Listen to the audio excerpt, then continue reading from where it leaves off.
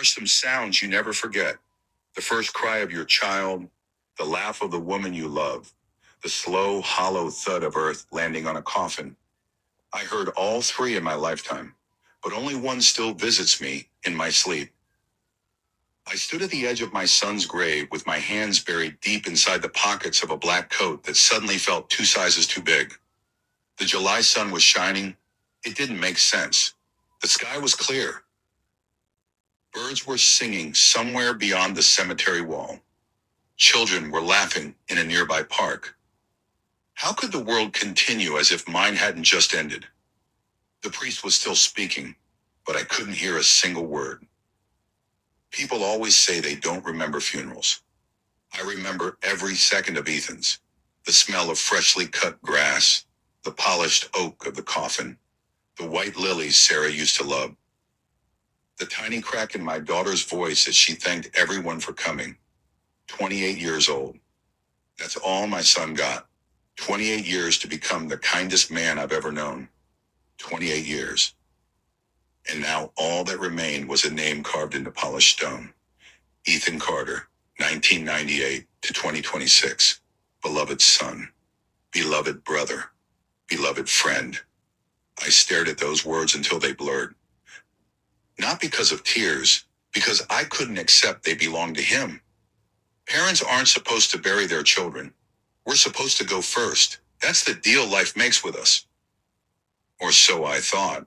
When the final handful of soil hit the coffin, something inside me broke so quietly, I didn't even notice it happening. People began leaving one by one. Soft hugs, gentle handshakes, the same sentence repeated over and over. He was such a lovely young man. I'm so sorry for your loss. If you need anything, I thanked every one of them. I don't remember a single face. Grief has a strange way of turning people into shadows. Eventually, the cemetery grew quiet. Only three of us remained. Me, my daughter Emily, and the fresh mound of earth that had swallowed my little boy. Emily stood beside me without saying a word. She'd always been like her mother. She knew silence could sometimes comfort more than conversation. After a long while, she reached into her handbag. I nearly forgot, she whispered. Her voice trembled. He told me to give you this. She placed a sealed cream envelope into my hand. My name, written across the front in Ethan's handwriting. Dad, nothing else. No stamp, no date, just Dad. I frowned. What's this? Emily looked down at the grave before answering. He made me promise. What promise? She swallowed hard. Not until after the funeral. I turned the envelope over. Still sealed. My heart began beating faster. When did he give you this? She hesitated, then quietly said the words that would change my life forever. About 3 weeks before he died. 3 weeks. For 3 weeks. My son knew he was leaving, and I never did. I slipped my thumb beneath the seal. Emily suddenly grabbed my wrist. Not here. I looked at her. She was crying now. Not the quiet tears she'd been holding back all day. These were different. These were tears of fear. Dad, she whispered. Whatever you do, please read it all. Because neither of us knew that the first sentence of Ethan's letter would make me question everything I believed about the last 12 years of my life. I didn't open the letter until nearly 6 o'clock that evening. Not because I wasn't curious, because I was afraid. The house was unbearably quiet. It had only been a few hours since the funeral, but already it felt different. Empty, as though the walls themselves knew someone was never coming home again. I stood in the hallway for a long time, staring at Ethan's trainers. They were still by the front door. Mud on the soles from the last time we'd gone walking together. I almost picked them up. Instead, I stepped around them. Somehow moving them felt more permanent than bearing him. I hung my coat where Sarah used to insist it belonged. David, she'd laugh. You'll wear the poor thing out if you keep throwing it over the banister. I smiled without meaning to. Then the smile disappeared just as quickly. She'd been gone 12 years. Yet every room still belonged to her.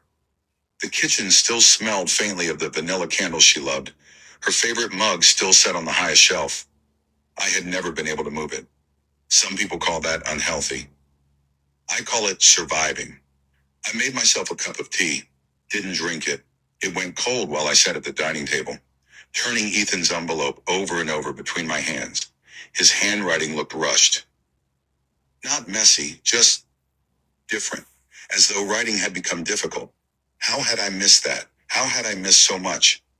Eventually, I slid a finger beneath the seal. For a second, I couldn't breathe. Inside, there was only one folded sheet of paper. No photographs, no hospital documents, no goodbye. Just a single page. I unfolded it carefully. The first line stopped my heart. Dad, if you're reading this, then I'm already gone. And if I'm already gone, then I couldn't keep Mom's promise anymore. I read it again, then again. Mom's promise? My eyes raced down the page. Before you get angry, please understand that Mom never lied because she wanted to hurt you. She lied because she loved you more than she loved herself. I frowned. Lied? My wife? Sarah had never lied to me. Not once. Not in 34 years together. At least, that's what I'd always believed. The next sentence hit even harder. Everything you remember about Mom's illness is only half the story. I pushed back from the table so suddenly the chair scraped loudly across the wooden floor. No, I whispered. No, Ethan. What are you talking about? I kept reading. I know you're confused. You probably think I'm talking nonsense. I wish I was. My hands were shaking now. I could barely hold the paper steady. Then I reached the paragraph that made the room spin. Dad, go into Mom's old sewing room. Open the wardrobe. Take down the blue suitcase from the top shelf. There's another letter inside. It's been waiting for you. For 12 years. 12 years. I looked toward the closed door at the end of the hallway. Sarah's sewing room. I hadn't stepped inside since the week she died. Not once. The door had stayed closed, exactly as she'd left it. Even Emily respected that. She'd dust around it, never inside. I folded Ethan's letter slowly. My heart was pounding so hard I could hear it. A letter hidden for 12 years. By my wife. For me. Every instinct told me not to open that room. Some doors, once opened, can never be closed again. I stood, walked halfway down the hallway, stopped, turned around, sat back down. I wasn't ready. Not yet. Then I noticed something lying underneath Ethan's letter. A small photograph, one I'd never seen before. It was Ethan, standing outside St. Mary's Hospital, smiling. But when I turned it over, my blood ran cold. Written in Sarah's handwriting were 6 words. He never remembered saying goodbye. The photograph slipped from my fingers, and for the first time since Sarah died, I began to wonder if the memories I'd spent 12 years grieving were even real. I thought opening Sarah's sewing room would give me answers. I had no idea. It was about to prove that the most important day of my life had vanished from my memory forever. I stood outside Sarah's sewing room for what must have been 10 minutes, maybe longer. My hand rested on the brass doorknob, but I couldn't bring myself to turn it. Funny, isn't it? I could walk into a bank every morning for nearly 30 years and approve loans worth hundreds of thousands of pounds without a second thought. I could comfort customers who'd lost everything. I could stand at my wife's funeral. I could bury my own son. But opening one little room, that terrified me. I closed my eyes and rested my forehead against the door. I miss you, I whispered. The words escaped before I even realized I'd spoken them. Slowly, I turned the handle. The room smelled exactly the same. Lavender, fabric softener, and the faint scent of the perfume Sarah only wore on Sundays. The evening sunlight streamed through the lace curtains, casting soft patterns across the old wooden floor. Nothing had changed. Her sewing machine still sat beside the window. A half-finished knitted baby blanket rested neatly beside it. Emily had told me countless times to put it away. I never could. Sarah had started knitting it after learning one of Ethan's closest friends was expecting a baby. She never lived long enough to finish it. My eyes wandered across the shelves, small glass jars filled with buttons, colorful threads lined up in perfect rows. Her reading glasses still lay open on the table beside an unfinished crossword puzzle. For a strange moment, I almost expected her to walk through the door carrying 2 cups of tea. "You're standing in my way again, David." She used to tease me whenever I hovered behind her while she worked. I smiled, then remembered she was gone. The smile disappeared. I forced myself towards the wardrobe. It was exactly where Ethan had said it would be. An old blue suitcase, covered in dust, the same suitcase we'd taken on our honeymoon to Cornwall 35 years earlier. I hadn't seen it since. I dragged a chair across the room and climbed up. The suitcase was heavier than I expected. As I lowered it down, a thin layer of dust floated through the air. For a second, it looked almost magical, like tiny stars dancing in the sunlight. I brushed the dust away with my sleeve. The leather handle was cracked with age. There was still a faded luggage tag attached. David and Sarah Carter. I stared at our names. Together. Even after all these years, seeing them side by side still made my chest ache. The brass clasps clicked open with surprising ease. Inside, there were no clothes, no old photographs, no jewelry, just one cream envelope, neatly placed in the center, waiting, as though she'd packed the entire suitcase for this one moment. My hands trembled as I picked it up. Unlike Ethan's letter, this one had been written with slow, careful handwriting. Elegant, patient, beautiful, exactly like Sarah. Across the front, she had written only 7 words. "For my darling David, when you're ready." I laughed. Not because anything was funny, because even after 12 years, she still knew me. She knew I wouldn't be ready. Not tomorrow, not next month, maybe not ever. I sat down on the floor beside the suitcase. The room suddenly felt much smaller, the silence much louder. I traced my fingers over her handwriting one last time before breaking the seal. Inside, I found 3 things: a handwritten letter, a hospital wristband, and a photograph. The wristband caught my attention first. It wasn't Sarah's name. It wasn't Ethan's. It was mine. David Carter Neurology Ward, September 18th, 2014. I frowned. Neurology? I had never been admitted to a neurology ward, had I? I turned the wristband over. Nothing. Just my name, the date, and a hospital number I didn't recognize. My heartbeat quickened. Then I picked up the photograph. It showed me lying asleep in a hospital bed. Sarah was sitting beside me, holding my hand, smiling. But there was something deeply unsettling about it. I had absolutely no memory of that photograph ever being taken. None. Not the hospital room. Not the bed. Not even the clothes I was wearing. For the first time that day, fear replaced grief. Because grief mourns what you've lost. Fear wonders what else has already been taken from you. With shaking hands, I unfolded Sarah's letter. The very first sentence stole the air from my lungs. My darling David, if you're reading this, then it means you never remembered. I stopped breathing. I always believed the worst day of my life was the day I buried my wife. I was wrong. The worst day was the one my own mind had erased forever. I don't know how long I sat there before I found the courage to read the rest. Maybe a minute, maybe an hour. Time had stopped making sense the moment I saw my own hospital wristband. My hands were trembling so badly, I almost dropped the letter. I took a deep breath, then I began reading. My darling David, if you're reading this, then it means you never remembered. I've prayed every day that your memories would come back. I hoped tomorrow would be the day you'd look at me and remember everything. Tomorrow never came. I stopped reading. My chest tightened. Tomorrow never came. That sentence sounded familiar. Had she said those words before? Or was my mind desperately trying to invent memories that no longer existed? I shook my head and forced myself to continue. The doctors warned me it could happen. They said severe emotional trauma sometimes steals memories from people. Most patients recover them within days, some within weeks. A few never do. You became one of the few. A cold shiver ran down my spine. No, this couldn't be right. Surely I would remember losing my memory, wouldn't I? The letter continued.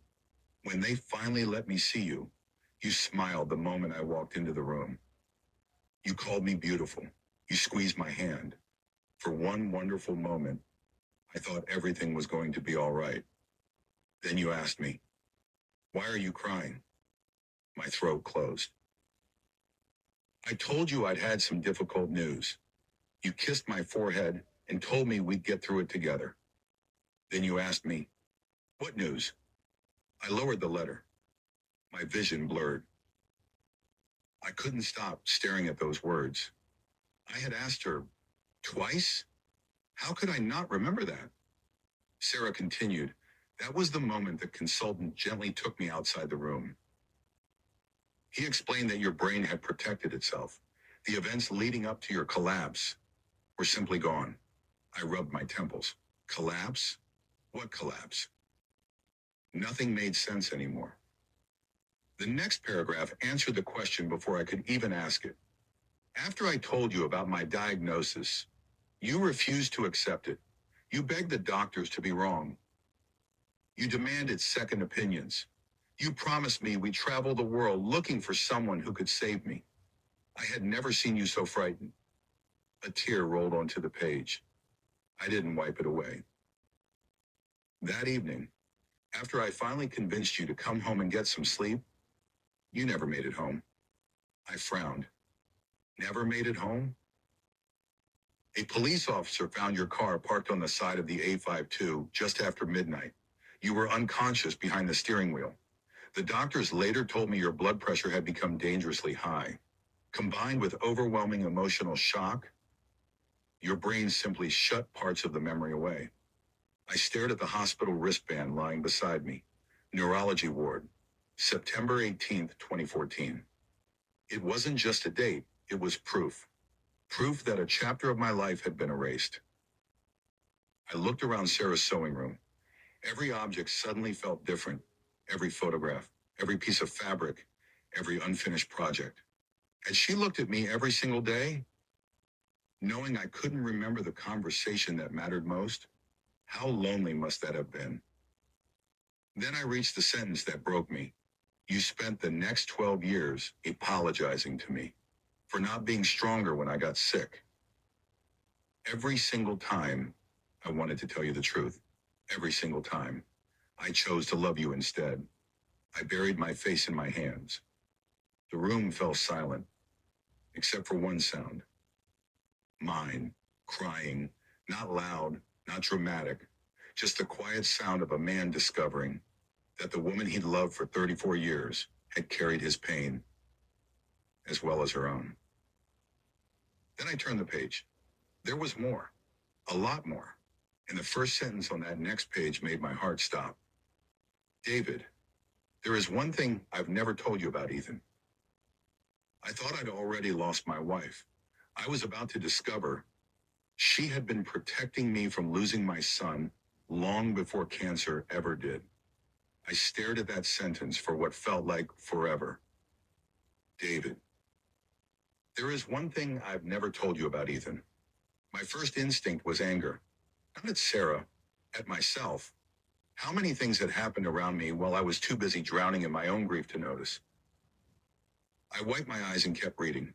Please don't be angry with our son. Everything he did because I asked him to. I frowned. Asked him to do what? The day after you came home from hospital, you remembered my diagnosis. You remembered I had cancer, but you couldn't remember the conversations we'd shared the night before your collapse. You couldn't remember holding me while I cried. You couldn't remember promising we'd face it together. Most importantly, you couldn't remember that I had already accepted I was dying. A lump formed in my throat. I remembered the diagnosis. That much was true. I remembered sitting in the consultant's office. I remembered hearing the word cancer. Everything after that was a blur. I'd always assumed grief had made those memories fuzzy. Now I was beginning to understand. They weren't fuzzy. They simply weren't there. Sarah continued. You became obsessed with saving me. Every morning you searched for another specialist. Every evening you showed me another treatment. You refused to believe the doctors. You refused to believe me. My breathing became shallow. She was right. I remembered that. The endless internet searches, the phone calls, the private consultations, the articles I'd printed, the clinical trials. I'd convinced myself there had to be one doctor, somewhere, who would tell us everyone else was wrong. You stopped sleeping. You stopped eating properly. Even when you smiled, your eyes looked frightened. I closed mine. I hadn't realized she'd noticed. I'd tried so hard to appear strong. Apparently, I'd failed. Then came the paragraph that explained everything. One evening, I found Ethan sitting on the stairs. He was only 16. He asked me, "Is Dad going to die before you do?" The words hit me harder than anything I'd read all day. 16. Just a boy. Sarah wrote, I asked him why he'd say something like that. He said, "Dad looks like someone who's already disappearing." I covered my mouth. God, my son had seen it. I thought I was protecting my children.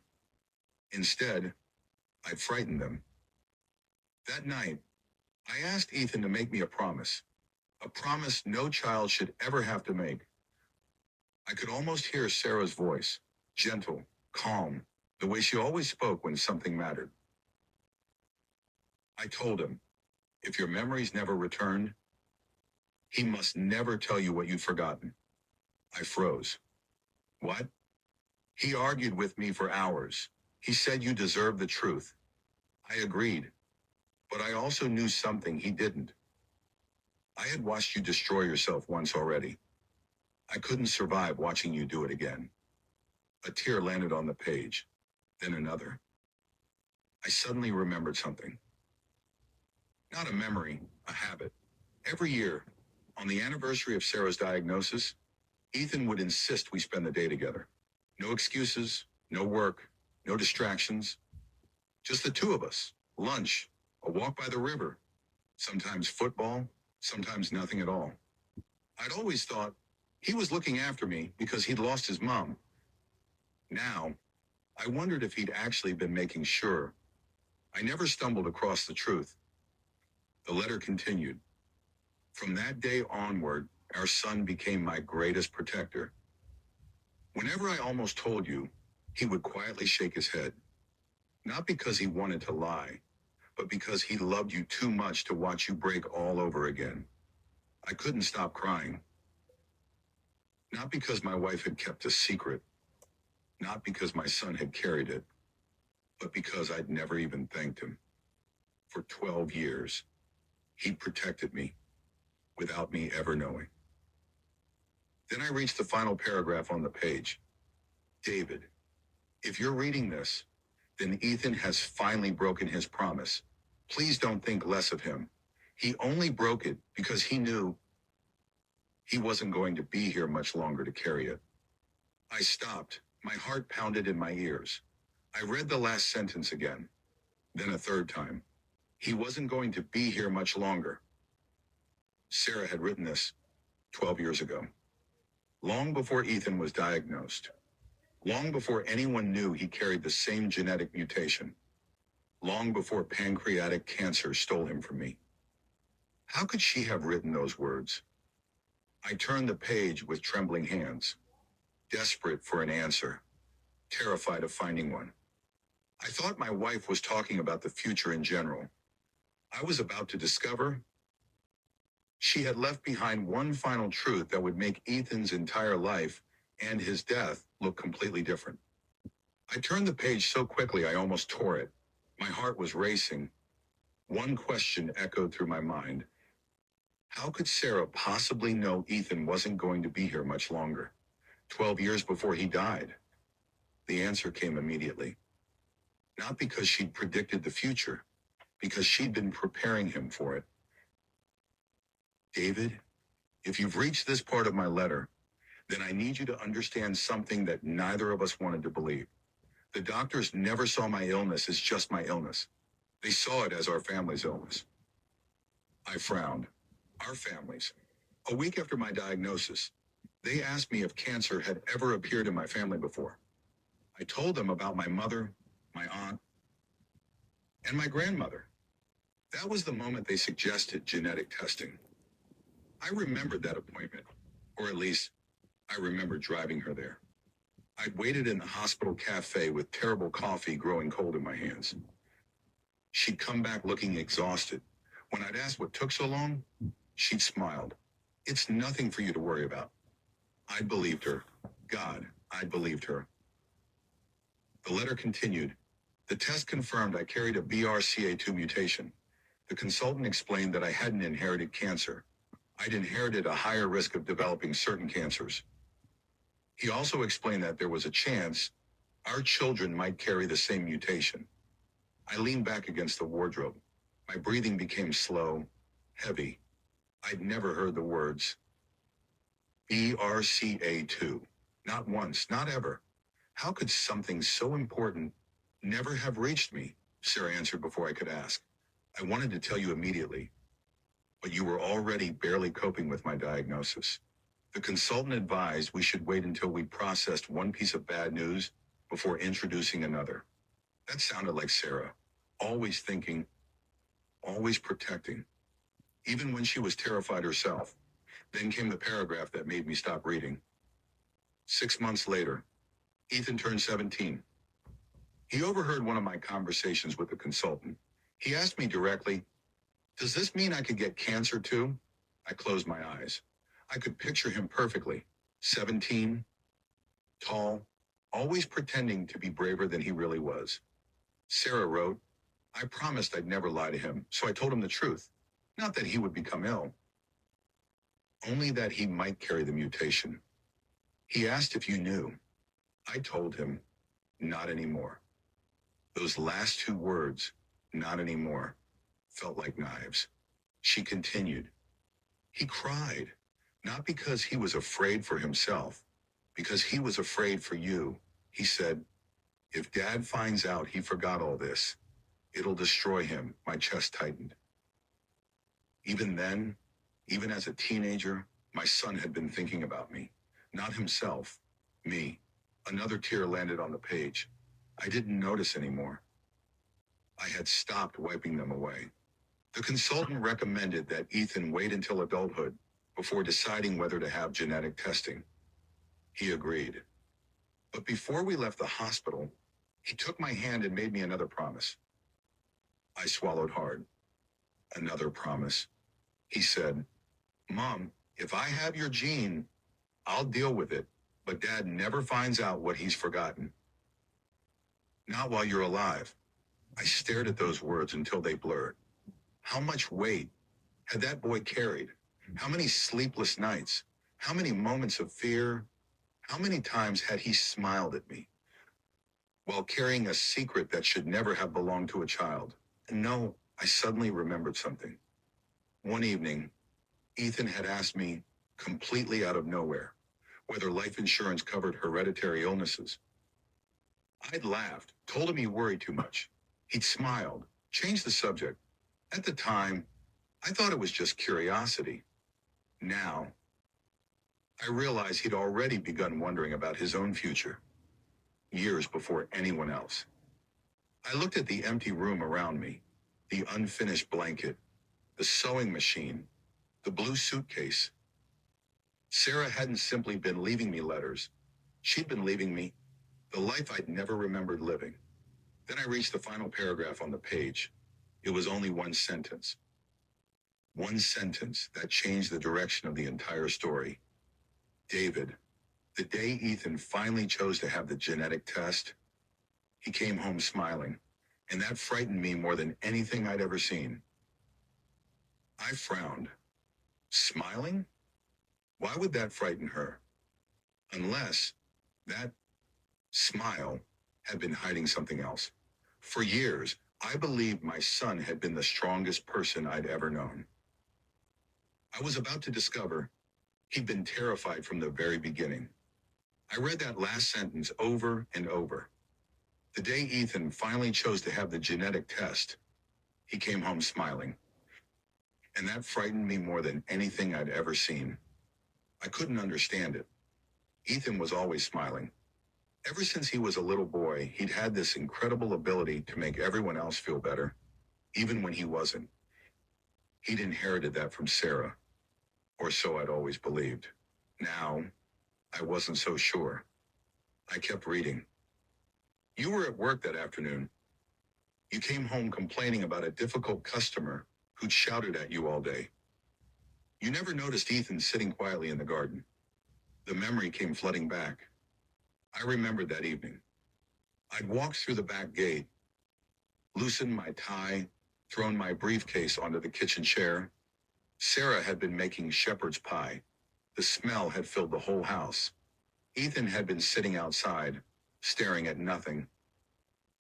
I remembered asking, "You all right, son?" He'd smile, that same smile. Then he'd answered, "Yeah, Dad." Just 2 words. I'd accepted them without another question. God, how could 2 words haunt someone for the rest of their life? Sarah continued, "After you'd gone inside, I sat beside him on the garden bench. Neither of us spoke for a long time. Then he reached into his pocket and handed me an envelope. Inside was the result of his genetic test. Positive. He carried the BRCA2 mutation. Just like Sarah. I stopped reading. My heart sank. Not because he'd inherited it, because he'd found out. Alone. No father should let his child carry news like that by himself. And yet, I hadn't even known he'd gone for the appointment. The letter continued. I started crying before I'd even opened it. Ethan hugged me and said something I'll never forget. I leaned closer. "Mom, don't cry because I might get sick one day. Cry because we've still got today." I covered my mouth. That sounded exactly like him, always finding hope, even when everyone else had given up looking. Sarah wrote, I asked him if he was frightened. He smiled again. Then he admitted something that broke my heart. "I'm terrified." Just those 2 words. No dramatic speech, no self-pity, just honesty. Raw, simple, terrified. He said he wasn't frightened of dying. He was frightened of watching you lose another person you loved. The room spun. I had to put the letter down. Every breath suddenly felt heavy. My son hadn't been worrying about cancer. He'd been worrying about me. I remembered something else. Years later, I'd once asked Ethan why he'd never married. He'd laughed awkwardly, said, "I've still got plenty of time." I believed him. Everyone did. Now, I wondered if he'd already decided. He couldn't ask someone to build a future with him while living under the shadow of something he might never escape. Sarah's letter went on. That evening, he asked me to promise him something. Another promise. How many promises had this family been carrying? He said, "If I ever become ill, Dad must never blame himself. He's blamed himself for enough already." A sob escaped my lips. He knew me that well. He knew exactly what I would do. I'd spend the rest of my life asking, what if? What could I have done? Why didn't I notice sooner? Sarah answered him. I told him I couldn't make that promise. Because I knew you, David. You would always search for a reason to carry someone else's pain. I stared at the page. She was right. I'd done it after her diagnosis. I'd done it after her death, and I'd certainly done it after Ethan died. Every night since his funeral, I'd replayed every conversation we'd ever had, searching for the moment I'd failed him. The final paragraph on the page was short, painfully short. Well, years later, when Ethan finally became ill, he didn't cry. He simply looked at me. and quietly said, I suppose today's the day we stop pretending. The letter ended there. For a moment, I couldn't hear the birds outside. I couldn't hear the ticking clock in the hallway. I couldn't even hear my own breathing. All I could hear was the sound of my own heart breaking. Because for years, I'd believed cancer had stolen my son. Now I was beginning to understand. He'd been living with its shadow long before it ever touched his body. I thought Ethan's diagnosis was the beginning of his fight. I was about to learn. He'd been preparing for that moment almost his entire adult life. I laid Sarah's letter gently on the floor. My eyes drifted toward the window. The sun was beginning to set. Orange light filled the sewing room. Sarah always loved sunsets. She used to say, they're proof that endings can still be beautiful. At the time, I thought it was just another one of her little sayings. Now, I wondered if she'd been preparing herself all along. I picked the letter back up. The next page wasn't about hospitals or doctors. It was about an ordinary Sunday, one I'd completely forgotten. Do you remember the Sunday roast Ethan insisted on cooking? I smiled through my tears. Of course I remembered, or at least, I thought I did. He'd nearly set the smoke alarm off trying to roast potatoes. Emily had laughed so hard she'd spilled gravy across the table. Sarah had teased him for carving the chicken like he was using a chainsaw. It had been one of the happiest afternoons we'd shared after her diagnosis. Then I kept reading. You remember the meal, but you don't remember what happened after Emily went home. My smile faded. Emily had moved into her own flat by then. She usually stayed for Sunday dinner before driving home. I remembered waving goodbye, didn't I? That evening, you fell asleep in your armchair. Ethan asked if we could talk in the garden. I could almost see them. Sarah wrapped in her favorite gray cardigan, Ethan carrying 2 mugs of tea, the old wooden bench beneath the apple tree, the same bench I'd built the summer he turned 10. He sat beside me for nearly an hour. Neither of us spoke much. Eventually, he asked me something no mother should ever hear. I held my breath. Mom, if I ever get what you've got, promise me you won't tell Dad until you have to. I shut my eyes. No 17-year-old, no son, should ever have to think like that. Sarah wrote, I asked him why he'd say such a terrible thing. He looked back at the house. You were asleep in your chair. Then he smiled sadly and said, because I don't think Dad survives losing both of us. My breathing stopped. For several seconds, I simply stared at the words. He wasn't worried about himself. He wasn't even worried about dying. He was worried about me. The next paragraph completely changed the way I remembered my son. That night, our little boy stopped being a little boy. He became the man of this family. A tear rolled onto the page. Sarah had always called him her little boy, even when he was taller than me, even when he'd grown a beard. To her, he'd always be the little blonde-haired child who insisted on sleeping with a toy dinosaur until he was 9. Then she continued. From that day onward, he quietly started preparing for a future he prayed would never come. I frowned. Preparing? He changed his life insurance. He increased his pension contributions. He wrote passwords inside a notebook. He organized every important document. He even labeled the keys in the kitchen drawer because he knew you'd never remember which one belonged to what. I felt my stomach knot. I remembered laughing at him. I'd walked into the kitchen one afternoon and found little labels attached to everything. Garage, loft, shed, safe, I joked. You're 24, son, not 84. He'd laughed with me, but now I realized he hadn't been organizing the house for himself. He'd been organizing it for me. The tears came faster now. Not because of cancer, not because of death, but because every ordinary memory was slowly becoming extraordinary. I remembered another moment. One Christmas, I'd opened a brand new notebook. Inside, Ethan had written, "Everything Dad forgets." We'd all laughed. Sarah laughed hardest of all. I'd assumed it was a joke about me getting older. Now, I wasn't laughing anymore. Sarah explained. He knew your memory wasn't perfect after the hospital. Not because you were becoming forgetful, but because you never completely trusted it again.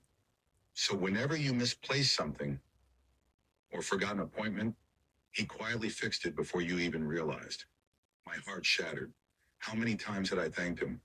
Hardly ever, because I never knew. Then I reached the bottom of the page. There was one final sentence. One sentence that made me physically stand up. David, the day Ethan received his own diagnosis, he came home before anyone else knew. He sat in your chair, looked at your photograph with me, and made one final promise. I swallowed hard. One final promise? What could possibly be left? I thought my son was preparing himself to die. I was about to discover he'd actually been preparing me to live without him. I don't know how long I sat there before turning the page. The room had grown darker. The golden evening light had disappeared, replaced by the soft gray of approaching night. For the first time in years, I reached over and switched on Sarah's little reading lamp. Its warm glow filled the sewing room, exactly as it had every evening when she sat here making clothes for our children. Somehow, it felt wrong that I'd never switched it on after she died, almost as though the room had been waiting for me to come back. I unfolded the next page. The paper felt softer, older. I wondered how many times Sarah had rewritten these words before deciding they were finally enough. Then I began reading. David, everything I've told you so far happened before I left this world. What I'm about to tell you, I only know because Ethan came to visit me. I frowned. Came to visit her? What did she mean? Then I remembered her grave. He visited every Sunday morning, without fail, for 12 years, sometimes with flowers, sometimes with nothing. He'd always told me, I just like talking to Mom. I'd smiled, thought it was sweet. Now, I realized he had been talking to her long before I knew why. The letter continued. A few months before your son became ill, he stood beside my grave holding a small white envelope. He hadn't opened it yet. He already knew what it probably contained. My breathing slowed. I knew exactly what envelope she meant. The genetic clinic, the follow-up appointment. He told me, Mom, if this says what I think it says, please give me the strength not to let Dad see me fall apart. I shut my eyes. I could hear Ethan saying it. He always spoke softly when he was afraid. Never loudly, never dramatically. Just quietly. Sarah wrote. 2 weeks later, he received another phone call. The consultant wanted to see him immediately. I remembered that week. I'd been away in Birmingham for a banking conference. Ethan told me he was catching up with an old university friend. He'd smiled, waved goodbye. I never questioned it. He hadn't gone to see a friend. He'd gone to hear the words no 28-year-old should ever hear. The scans showed a tumor on his pancreas, small enough to give us hope, large enough to steal our peace forever. I stopped. My throat tightened. I already knew he had pancreatic cancer, but somehow, reading the moment it was discovered hurt even more than living through it. Sarah continued. The consultant asked if he wanted someone called. Your son smiled politely and said, No, thank you. I whispered, Why? As though he could somehow answer me. Then Sarah answered, He didn't call you because he knew exactly what would happen. You'd stop sleeping, stop eating, stop living. He couldn't let you do that again. The tears returned, hot, relentless. I remembered those first few weeks after Ethan told us he was ill. He'd seemed strangely calm. I'd admired his courage. People kept saying, He's so brave. Now I understood. That wasn't bravery. It was love. He was spending every ounce of strength pretending to be all right, so I could keep believing he would be. The next paragraph completely changed one of my favorite memories. Do you remember the holiday in Whitby? I smiled immediately. Of course I did. Our last family holiday. 3 days by the sea, fish and chips, long walks along the harbor. Emily laughing because seagulls stole Ethan's sandwich. I'd treasured those memories ever since. Then Sarah wrote, that holiday wasn't spontaneous. The doctors had already told Ethan chemotherapy would begin the following Monday. He asked for one last weekend where nobody looked at him like a patient. The smile vanished. My chest tightened. Every laugh, every photograph, every sunset by the sea, every ice cream, every joke, he'd already known. And we spent the whole weekend making plans for the future, plans he knew he would probably never see. Then came the sentence that broke me completely. On the drive home, you asked him where he'd like to travel next summer. He looked out of the window before answering. Anywhere you're going, Dad. I burst into tears. Real tears. The kind that steal your breath. Because I'd smiled when he'd said that. I thought, he just enjoys spending time with me. No, he'd been trying to give me one final memory.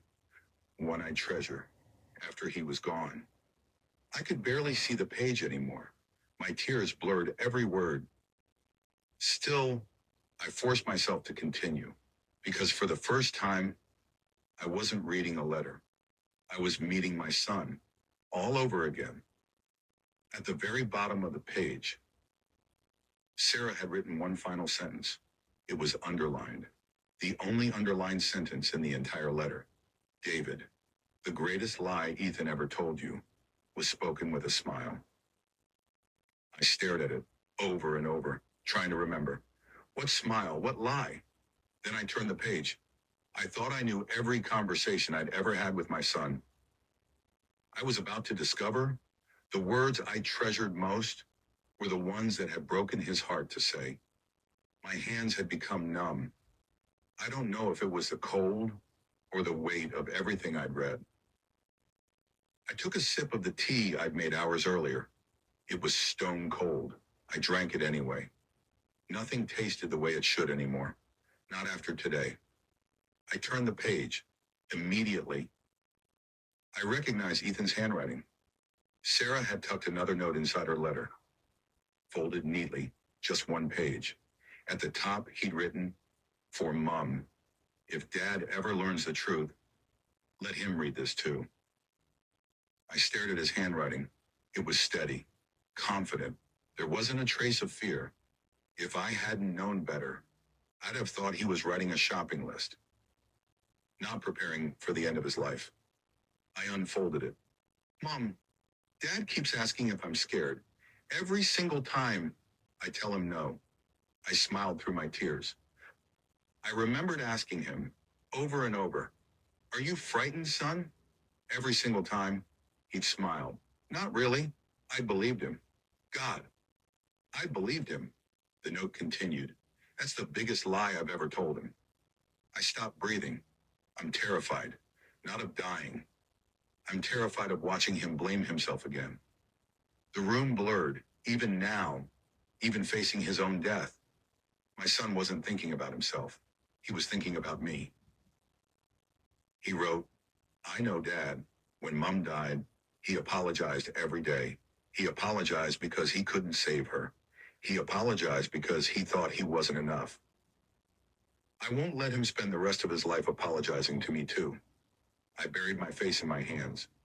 I remembered those apologies, hundreds of them, maybe thousands. Sometimes whispered into Sarah's pillow after everyone else had gone to bed. Sometimes standing beside her grave. Sometimes while driving alone. I'm sorry it had become part of my life, a prayer, a punishment. Now, I realize Ethan had heard them, all of them. His letter continued. So I've decided something. When chemotherapy starts, I'm going to smile. I frowned. When I lose my hair, I'll joke about looking like Uncle Mike. A laugh escaped me. Tiny, broken, His Uncle Mike had been bald since he was 32. Ethan teased him every Christmas. When I feel sick, I'll tell Dad I've just eaten something dodgy. Another memory surfaced. One afternoon, I'd found him curled up on the sofa, his face pale, sweating. I'd asked if he wanted to go to A&E. He'd smiled. Nah, probably that takeaway from yesterday. I'd laughed, told him he was getting old. He laughed too. Only now did I understand what that smile had cost him. He continued, if I cry, I'll do it after Dad goes to bed. I couldn't hold back anymore. My shoulders shook because I suddenly remembered. Several nights, I'd gone downstairs for a glass of water, found the living room empty. Yet the television was still on. I'd assumed Ethan had forgotten to switch it off. No, he'd been sitting there, alone, crying, waiting until I was asleep. So I would never hear him. I whispered, I'm so sorry, son. The words disappeared into the empty room. The final paragraph was the shortest, and somehow, the most painful. Mom, if I can make Dad laugh one more time, even after everything, then I think I'll have done all right. I looked around the sewing room. Then I remembered. 3 weeks before he died, I'd been fixing the garden fence. I'd hit my thumb with a hammer. I'd shouted a word Sarah would never have approved of. Ethan laughed so hard, he nearly fell off the ladder. I'd spent the rest of the afternoon pretending to be annoyed. He kept apologizing. I kept pretending. It became one of the last memories we shared. Back then, I thought he'd laugh because I'd been clumsy. Now, I realized something else. Maybe he wasn't laughing at me. Maybe he'd simply been grateful that for one ordinary afternoon, we forgot he was dying. I folded his letter carefully, held it against my chest. For the first time since his funeral, I didn't picture the coffin. I pictured his smile. And for the first time, I understood that every smile had been a gift. Not because life was easy, but because he wanted mine to be. As I reached for Sarah's letter again, something slipped from between the pages. A folded hospital leaflet. Across the top, someone had written 2 words in blue ink. Read last. My hands froze. If Sarah wanted me to read it last, then whatever was inside was something she'd waited 12 years to tell me. I thought I'd finally learned all of my son's secrets. I was wrong. The final thing my wife left behind wasn't about her or Ethan. It was about me. For a long time, I couldn't bring myself to touch the folded leaflet. Sarah had written only 2 words across the front. Read last, not read later, not when you're ready. Just read last. She'd always chosen her words carefully. If she wanted this to be the last thing I read, there had to be a reason. I unfolded it. Inside wasn't a hospital leaflet at all. Someone had slipped several sheets of paper inside it. The first page carried the logo of the neurology department. Beneath it, one sentence caught my eye. Patient, David Carter. My name. My stomach tightened. The report was dated 12 years earlier, just 4 days after Sarah's cancer diagnosis. I barely remembered that week. Fragments, a waiting room, rain against a hospital window, Sarah holding my hand. Then, nothing. I began reading. Mr. Carter suffered an episode of transient global amnesia following an acute emotional collapse. The words meant nothing to me. Then, another sentence. Patient repeatedly asks why his wife is upset despite being informed of her diagnosis moments earlier. I stopped breathing. Repeatedly, I kept reading. Patient is unable to retain newly formed memories beyond several minutes. No, that couldn't be right. Then came something that wasn't written by a doctor. It was handwritten. One of the nurses had copied a conversation into the notes. Patient. Has someone died? Mrs. Carter. No, love. Patient. Then why are you crying? My vision blurred. I whispered. I said that? I couldn't remember saying it, not even vaguely. The next page hurt even more. Consultant explained ovarian cancer diagnosis to patient for the fifth time today. The fifth time, 5 times, 5 separate occasions, every single one forgotten. The report continued.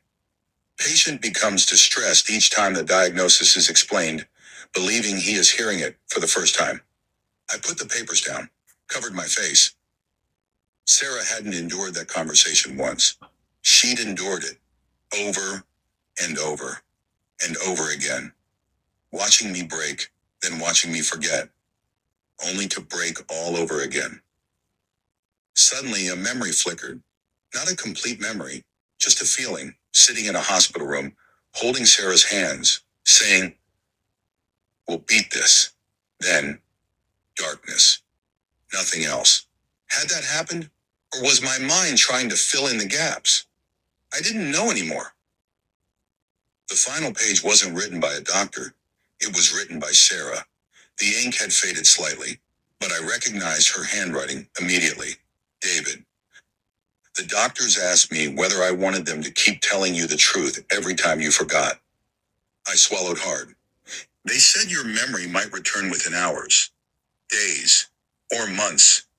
They couldn't promise anything. I could almost hear her voice, calm, gentle, even now. So they asked me to make an impossible decision. I closed my eyes. I already knew, but I wasn't ready to read it. Still, I forced myself onward. Should I allow you to relive the worst day of your life every few minutes? Or should I let you believe you'd simply forgotten parts of it? A tear landed on the page, then another, then another. She continued, I chose mercy. Only 2 words, but they carried 12 years of weight. Some people may think I lied to you. I never did. I simply stopped forcing you to reopen a wound your mind refused to carry. I couldn't argue with her. I couldn't blame her. If anything, I admired her, because I knew what I would have chosen. I would have kept telling her, again and again and again, until I destroyed us both. She'd been stronger than I ever could have been. The last paragraph made me gasp. The consultant warned me that if your memories ever returned, they might come back suddenly. Not as little pieces. All at once. My pulse quickened. All at once? Then I noticed something tucked behind the final page. A small envelope. Older than all the others. Its edges had yellowed with time. Across the front, Sarah had written just one sentence. Only open this if you finally remember.